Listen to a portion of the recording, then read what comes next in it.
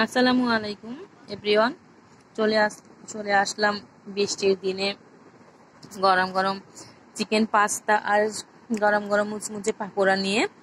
এরকম পাস্তা আর পাকোড়া কার ভালো লাগে তারা অবশ্যই কমেন্ট করে জানাবেন। আর এই রান্নার ভিডিওটা আমার চ্যানেলে আপলোড করা আছে, আপনারা চাইলে সেটাও দেখে নিতে পারেন।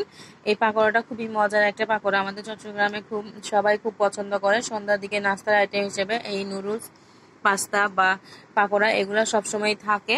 তো আপনারা কে কোথা থেকে দেখছেন আর এই ভিডিওটা যদি সম্পূর্ণ দেখতে চান অবশ্যই আমার চ্যানেলে আপলোড করা আছে, আপনারা সেটা দেখে নেবেন। তো এরকম চিকেনগুলোকে ছোটো ছোটো টুকরো করে আমি কিন্তু এই পাস্তাগুলোকে রান্না করেছি।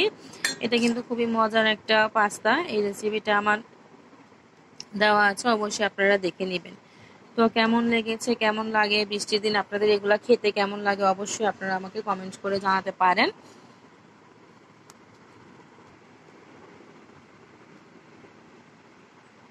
তো এটা কিন্তু খুবই মজার, আমি কিন্তু খুবই মজা করে খেয়েছিলাম। আপনারা অবশ্যই কিন্তু কমেন্ট করে জানাতে পারেন। এগুলো কিন্তু খুবই মজার পাকোড়া।